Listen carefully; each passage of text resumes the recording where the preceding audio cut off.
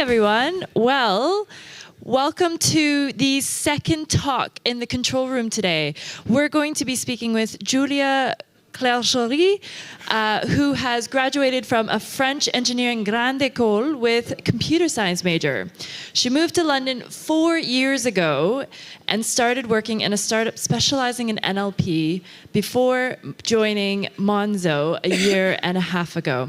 Today she'll be talking about data and ML takeaways after 1 year in fraud decision making at Monzo. Thank you. Sorry. Morning, everyone. Thank you for being here so early on a Saturday. My body is still not understanding what's happening. So I'm a machine learning scientist. I've been at Monzo for a year in the fraud decisioning team. And today I'm going to talk to you about some of the key lessons I learned along the way from a data science and machine learning perspective. So on today's agenda, first I will give you a quick intro on how we use machine learning in fraud. And then I will show you what a typical day in my life looks like to illustrate a little bit that my work is not only about building machine learning models. Then one of the first lessons I learned is about the importance of having good data for a good detection system. Then I move on to the adversarial nature of fraud, which is the fact that we constantly need to balance being reactive to a fraud attack and also giving more time to the long-term work. Second to last topic, I will talk about something that's not exactly machine learning related, but I think it's very interesting. And it's about the fact that we not only need to think about the detection, but also what happens after we detected the fraud, so what intervention we put in place. And to finish with, I will give you some examples of the cool things that we can do using machine learning in fraud. So my team at Monzo is responsible for protecting the customers from being defrauded, which involves detecting the fraud and also exposing the fraudsters. Fraud is a major issue in the banking industry. Out of interest, raise your hand if you've been victim or know someone who's been victim of a scam. It's a lot, and above all, it's likely that there are some people who didn't raise their hands because maybe they don't know yet, or they're a bit ashamed.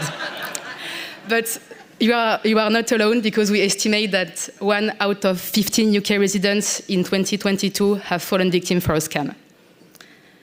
So to give a bit more context, we have 2 types of fraud. So scams is when you purposely send money to the fraudster because maybe they said that they were someone else. It can be the police or your bank. We call that impersonation fraud. Or maybe they seduced you online through what we call a romance scam. If you watch the Tinder Swindler on Netflix, it might ring a bell. Unfortunately, this is only one side of the coin. On the other side, we have what we call at Monzo unauthorized fraud, which, as the name suggests, is when the fraudster takes control of your account and maybe they stole your card and they buy a fancy iMac in the Apple Store, or they got control of your app details and they are able to send money to their own personal account through your device. Both types of fraud are costing us first the trust of our customer and also money because we are partially or even fully reliable for it. Which is why we built control to authorize or not the payments before the money can even leave your account.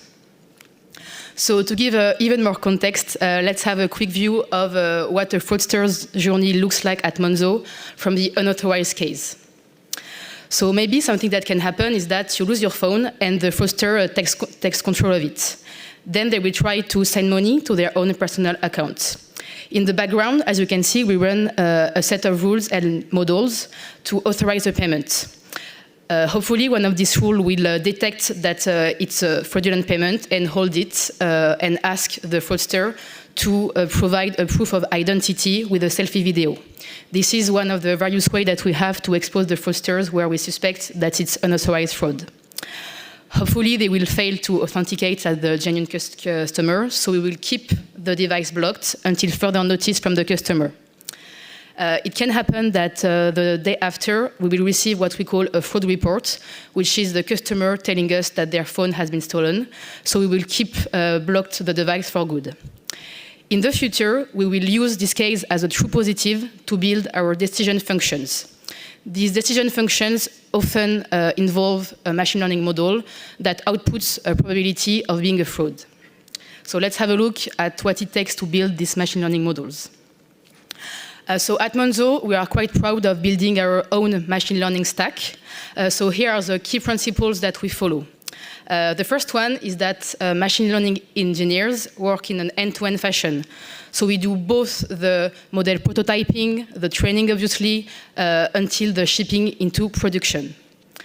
We use a framework that's independent on the type of problem that we want to solve. So myself, I work in fraud, but we have other machine learning scientists who work in operations, in credit decisioning to approve a loan, and the list goes on. This allows us to capitalize on everyone's progress. Another key principle is that we wanted, as possible, to build our stack on the existing infrastructure and tooling that other amazing data scientists and engineers at Monzo have built. This is why we use both the Monzo data stack, which is all of our analytics and data, and the microservice-based production stack, which is basically all the microservices where the bank live. So we focused our efforts to reduce the delta between what's existing already and what we wanted to achieve as machine learning scientists. As a result of the fact that we use both the Monzo data stack and the production stack, our models can run either live, which means that, for example, as soon as you make a payment, we have models that runs in the microservices in order to authorize it. But they can also run asynchronously as cron jobs in the data stack. For instance, when I joined Monzo, I was responsible of building a model that detects weekly if some users may be victims of labor exploitation. So here is a very high review of what our pipeline looks like, from prototyping to model training and obviously monitoring. This is just to show you that we use a variety of tools to make sure that our models are robust, scalable, and auditable. Now, I wanted to highlight first the fact that my job is not only about building machine learning models, but that I am part of the fraud detection team, so it means having various skills. I also couldn't resist of giving a quick note to the Rugby World Cup that France is obviously going to win. Before telling you that I need to have these non-machine learning skills. So obviously I need to be a machine learning engineer, always. But I also need sometimes to wear my data scientist hat. For instance, I need to write SQL queries to dig a bit into the data, or I need to build Looker dashboards to share with the wider team. I also need quite often to be a back-end engineer because, as I said before, we work in an end-to-end fashion. So we need to own and build the microservices where our model live, and to do so, we need to write Golang code, etc. But that's not it. These are just the technical skills. On the other hand, I also need to be quite involved in my team because we work in a quite horizontal manner, and I'm really empowered to make my own decisions and to suggest areas of work. And to do everything, I need to understand how a bank works, and trust me, it's quite complicated. I need to understand what the different payment schemes are, how a card transaction works, the list goes on. To illustrate a little bit what I just said, let's have a quick view of what a typical day in my life looks like. Maybe I will start around 9 a.m. With the fraud risk team, which are a bunch of analysts that provide us some insights of the current fraud trends. And they can ask me to provide them some data analysis over a rule that I put in production last week, given some data that they given me. Then at 10 a.m., we have our daily stand-up, I think like most companies. My team is basically a kind of a small startup within the startup, meaning that we are a varied team of data scientists, engineers, product designer, and we really try to collaborate and to communicate on the different streams of work. Then at 11 a.m., we have what we call our planning that happens every 6 months. As I said before, we really try to decide horizontally as a team on the goals that we want to achieve to reduce our fraud losses. And we are really encouraged to proactively set our individual focuses for the next half. Then at 12, it's time for lunch. That's often free, actually. And we can all meet on the rooftop when it's sunny. That doesn't happen often, but let's pray for it. Then, after lunch, I catch up with the card squad because, as I said, I need to build my models to understand how they will live in the backend. So maybe it can be to understand how card transactions are processed, so I can feed my model into the process. At 3 p.m., sometimes we have like customers that reach out to us, and it can be because there is a bug in a control, so I need the help of a backend engineer to fix it. That doesn't happen quite often, don't worry. At 4 p.m., we have the company All Hands, which is a huge meeting where we all gather to celebrate the wins of the previous half and also to set some goals for the next half. And finally, at 5 p.m., I do what I initially was thinking I was doing my whole day, which is training a model. That time I said that it would be a model to detect the impersonation scams. So as I said before, it's when the fraudster pretends that they are someone else. Usually it's the bank or the police. And I want to train a new one because I included some promising feature from an external provider. So yeah, so that was just an example of my day, and it really highlights the fact that building machine learning models in fraud involves being aware of where the fraud can happen in a bank, and it involves having many, many skills. Now let's move on to one of the biggest lessons I learned this past year, which is that data is really the secret sauce to a good detection system. So everything that happens in our microservices is firehosted as an event and captured by BigQuery.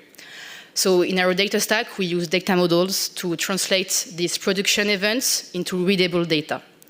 There are dbt models and batch jobs, and they are orchestrated together using Airflow. When I first joined the team, I had to work on some controls to protect the customer from account takeover, which is when a fraudster takes control of your account and are able to access your app. So I needed to find like good labels, and I quickly realized that we have a lot of data models, that they didn't all follow the same logic, and it was quite hard to build a pool of positive labels. So with my team, we decided that we wanted to build data that's structured, easy to interpret, and trusted. By structured, I mean first that we needed fewer data models and a more consistent logic. By easy to interpret, I mean that we also needed to be able to build dashboards to first assess the efficiency of the controls that we put in place, and also to follow along all the losses and the savings that we do, so that we can drive our focuses for the next weeks and months. And finally, by trusted, I need accurate labels to train my machine learning models. I'll talk a bit later about the complexity of labeling the unreported but prevented fraud cases, but the idea is that we should be able to map every transaction to a fraud outcome, whether it's fraud or not. So we worked a lot over the past year to transform this data into a solid foundation that we can now trust. The first thing that we did is that we now have standardized data sources coming from the production side. So they are more easily converted into data models with better cost and performance. We also decided of a unified interpretation of fraud outcomes into a single source of truth. What I mean by that is that now we have one single data models that contains every transaction that went into our controls and that compute a single and unified fraud outcome. We also use now more granular typologies. A typology is how we classify fraud into different patterns of fraud. For instance, the typology stolen phone is a subcategory of account takeover, which itself is a subcategory of unauthorized fraud, if you follow. All of this makes me happy because now I have more accurate labels for training my machine learning models. One last thing to highlight is that we are also now more confident with the friendly dashboards that we can build to share to the wider team and to really be confident about the numbers that we see in terms of savings and losses. So obviously I can't exactly show you the dashboard themselves because they have numbers and stuff, but I really wanted to show you an example of them without the numbers. So here is, for example, the top half of the dashboard where we can select a control name and some like performance report period. And then below, that I don't show here, we have a bunch of metrics like the recall of the control, the precision of the control, all the savings that we've made. And that really allows us to follow along on the performances of our controls.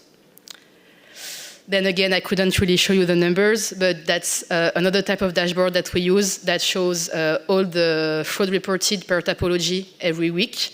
Again, that helps us assess where we should put our best efforts, and also that we are doing a great job because we see that we have more fraud prevented with time. Now, let's move to a very interesting topic, which is the adversarial nature of fraud. And as I said, the fact that being under fraud attack means that we need to always balance doing the reactive work and the more long-term work. So this is the usual flow that we follow when we build a control. First, thanks to our now fully trusted dashboards, we will detect a spike in reported fraud. Then we will try to understand this new behavior of the fraudsters, and we will rapidly build a rule or a model to detect the fraudulent behavior. Finally, we will ship it into production. A quick note about shipping into production. First of all, obviously, we won't put the control live without some testing. So we first put it into shadow mode, which is having the control running in the background without any intervention. And that allows us to compare it with the fraud reports and the fraud that would have been caught by this control. Then if we are happy with the performance, we put it live and we show our losses decrease. As much as I would like to only build complex machine learning models in the build phase, the fact that we are constantly under attack means that rules are still the lowest hanging fruit. Rules can be seen as simple decision trees that takes input data as features and compare them to thresholds in a decisioning function. They have proven to be quite effective at detecting obvious patterns of fraud, and they actually helped us save a lot of money at Monzo. But it also comes with some challenges. The first one is that we have what I called the two worlds problem. What it means is that, as I said, we have two stacks at Monzo. So in the data land, the data stack, this is where we investigate the simple heuristics that lets us decide what features and what decision function could be useful at detecting the fraud.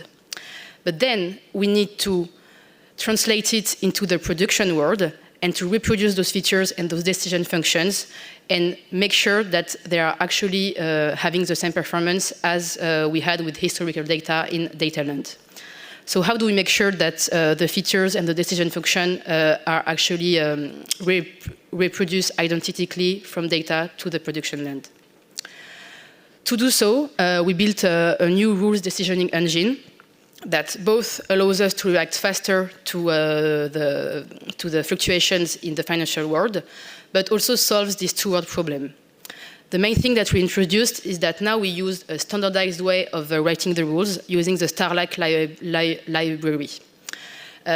It's a strict subset of Python, so it makes it an easy entry for data scientists and engineers to write rules with simple comparisons of features and thresholds. But it also has a Go interpreter, so it's easily inserted into our Go microservices. Another thing that we've done is that now our features, both for the prototyping and the production side, are loaded from the same place, a feature store.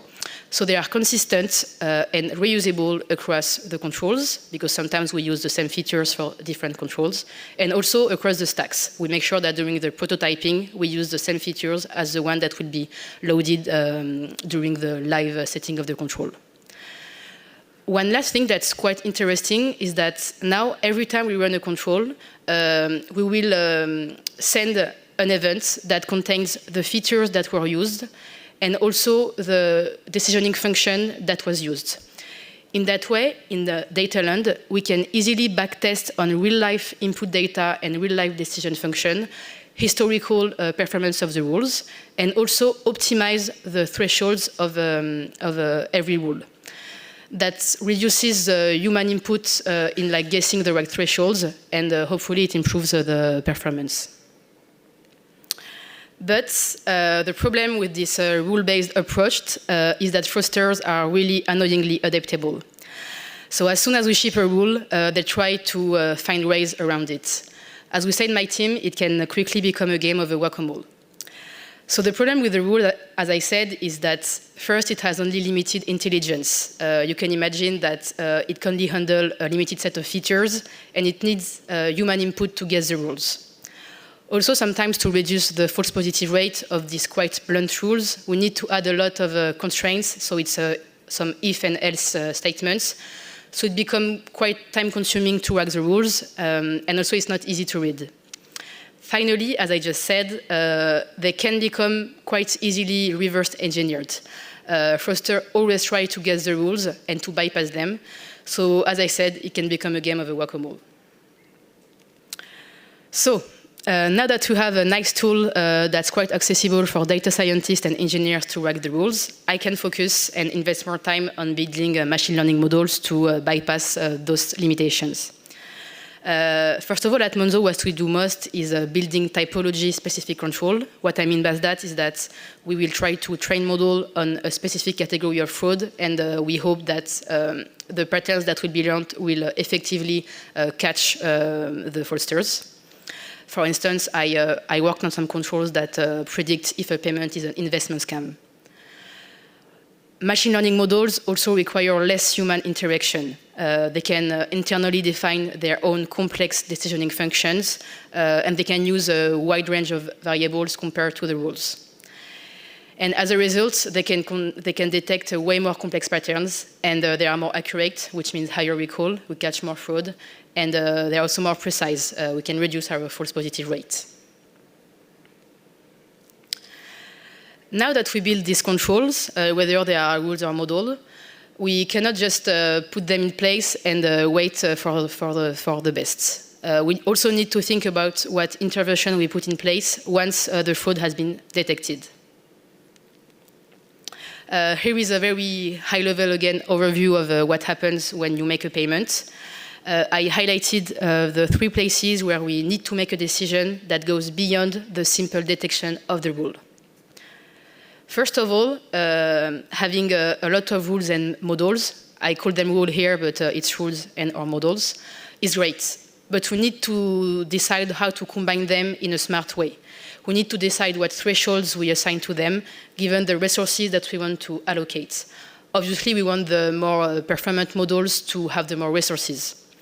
So as a machine learning engineer, I need first to optimize every model to optimize its metrics, such as the recall, the precision recall IUC, the list goes on. But I also need to optimize how the rules will all work together. To do so, we can use the optimizer tool that I talked about earlier, and having this way an optimized combination of rules.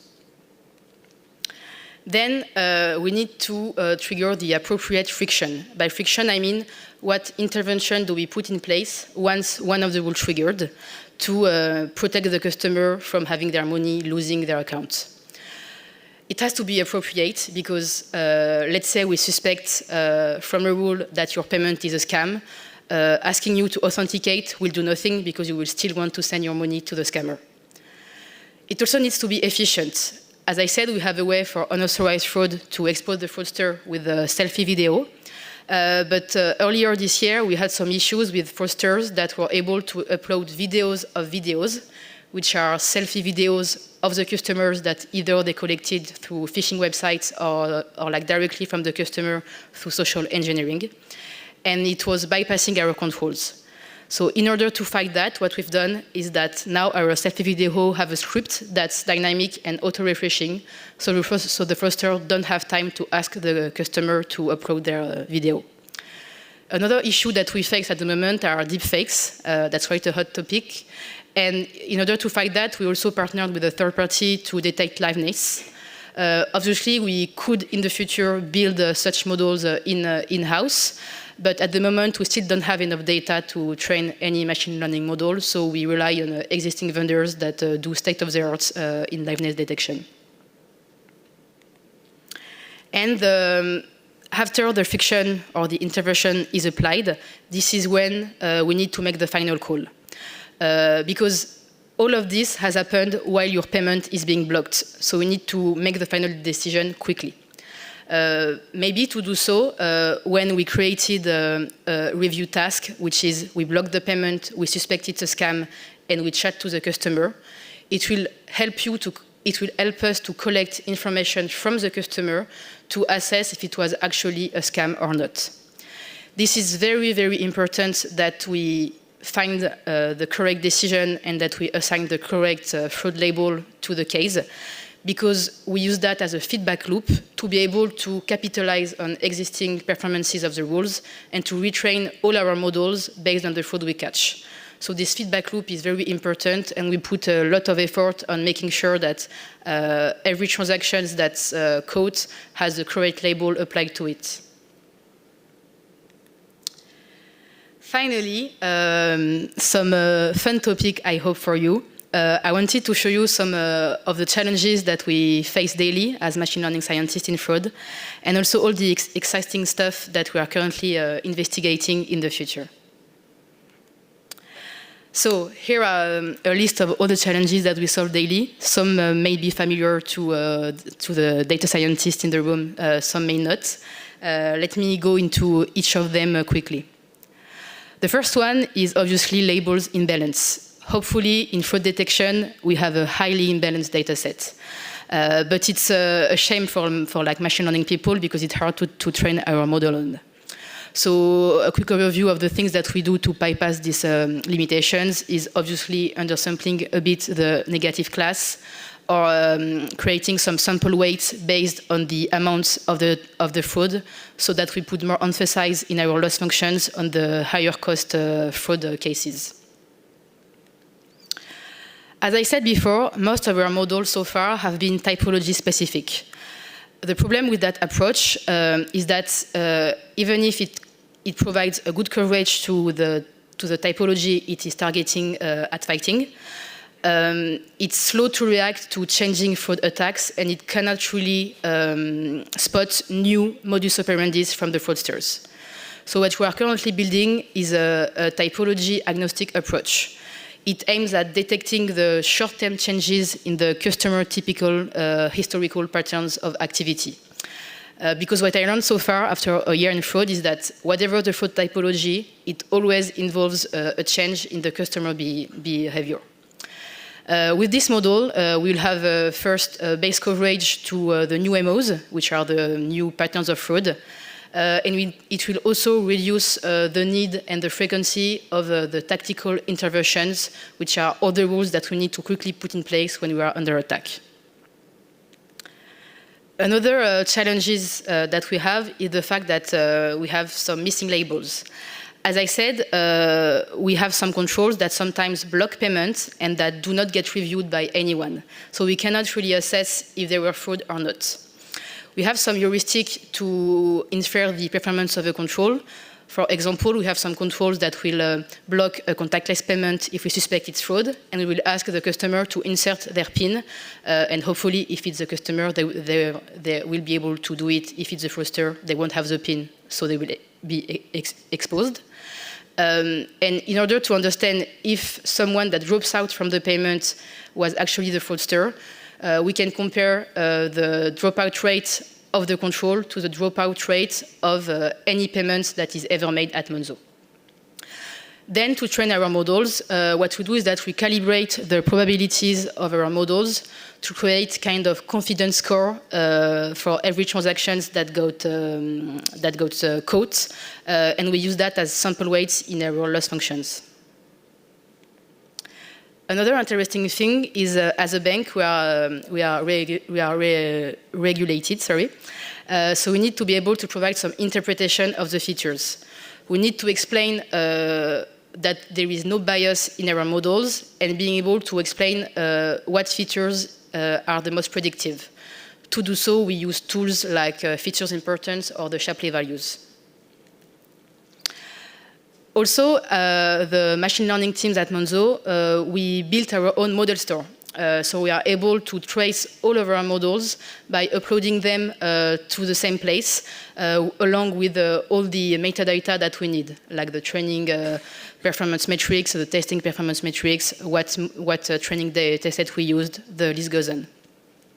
Then something that's quite interesting is that obviously we use standard machine learning frameworks like scikit-learn, but these frameworks are optimized for batch prediction. Rather in fraud, what we want is to predict one single transaction at a time. So in order to optimize the time it takes to predict a transaction, because we don't want the user to wait for so long until we authorize the payment, we transform all our machine learning models into ONNX models that are optimized for a single prediction at a time. Finally, I could not mention the struggle that we all have with Python dependencies. So we want to have all a shared and safe environment. So we use poetry for like dependency linking and like virtual environments. Finally, last but not least, I could not stress enough that so far in fraud, we have not exhausted the potential of the standard tree-based supervised binary classification approach, like gradient boosting trees. But we are already ahead to build the next generation of models. So here is a quick mapping of all the topics and the use case that we are currently using. The first one is that we are able to leverage the graph natural fraud. You can see that our customers can be represented in a graph as nodes with like connections with other customers. Building these graphs of connections can help the investigators to visualize and spot rings of fraud.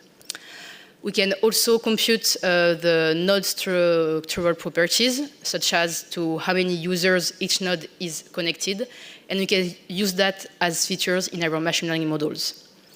Finally, we can also use graph neural nets to learn the graph structure of the data and to model the node in the context of its neighborhood. The output of these graph neural nets will be embeddings. These embeddings will be like a lower dimensional representations of the characteristics and the relations of every users. And we hope it will help our models to learn better the fraud patterns that are shared amongst users. Most of all, in a world where we have a lot of relational data but very few labels, as I said, we can use a self-supervised approach to fit our graph neural nets above on unlabeled data. And then we can fine-tune it on labeled data or use the embeddings outputted as features in further classification tasks. Another quite hot topic is image recognition. As I said, in the future, we could be able to build in-house models on identity challenges, which are the selfie video that we ask you to upload when we suspect a fraud. And it will help us to combat to fight the deepfakes. An even more hot topic, LLMs.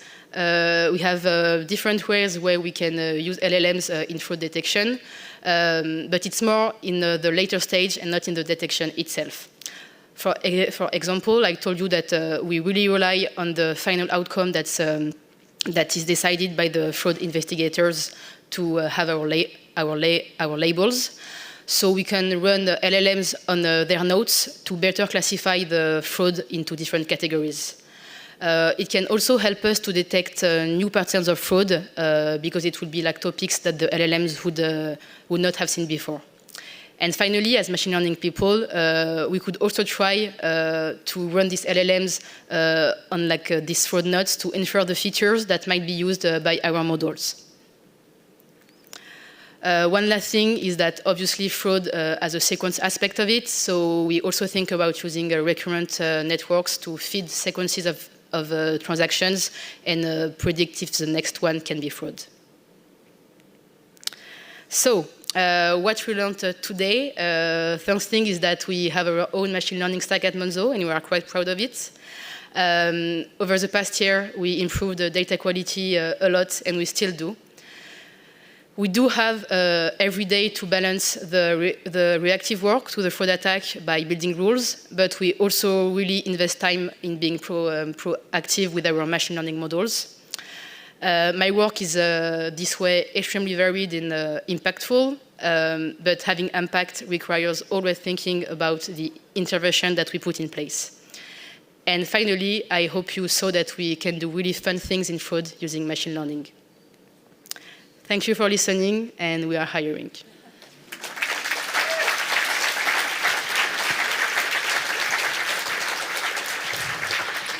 It's amazing as a consumer to know how much work's being put in to save me money, so thank you. Yeah, it's quite intense, I have to say. Are there any questions? We have time for a few questions. Sorry.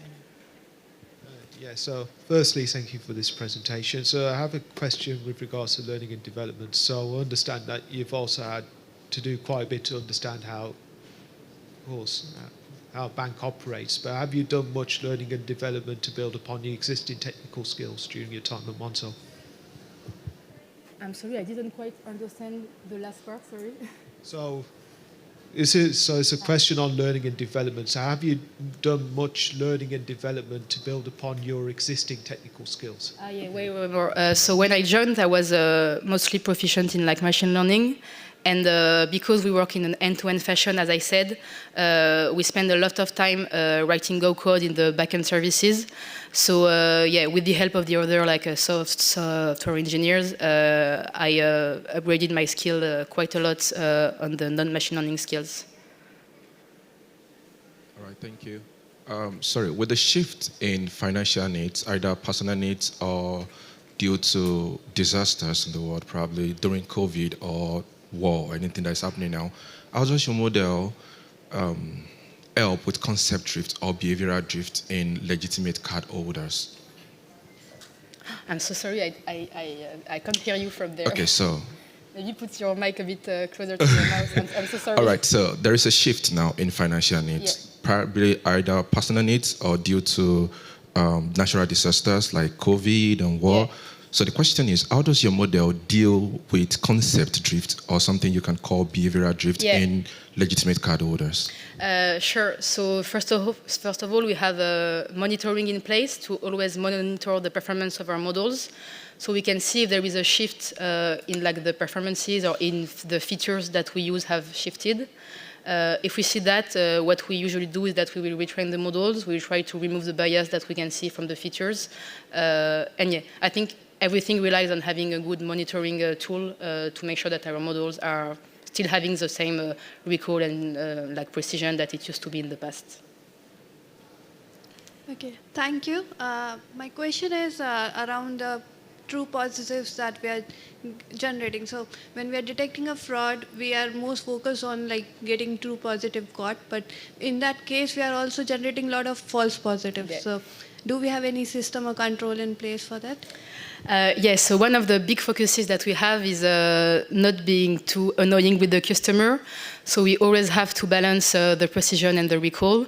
So for example, in our backtester tool that I told you about, we want to, let's say, optimize the recall, but we put kind of constraints, maybe on the number of times we flag during the day, on the precision, on the false positive rate. So it allows us to balance the fraud that we catch with the precision and not being too annoying with the customers.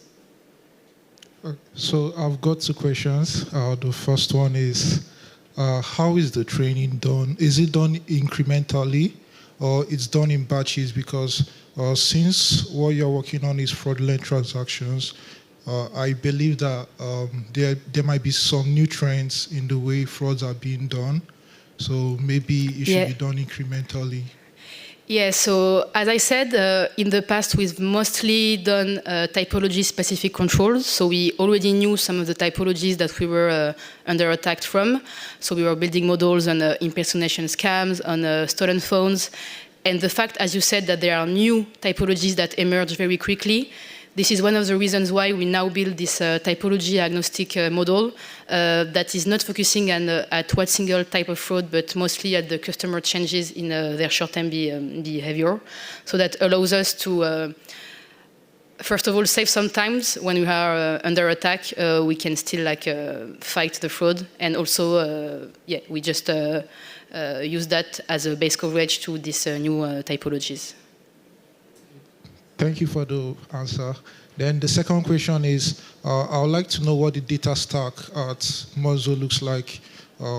If there's a cloud, there should be a cloud storage, and then how it's being orchestrated, maybe using DBT, and then being sent to the production environment.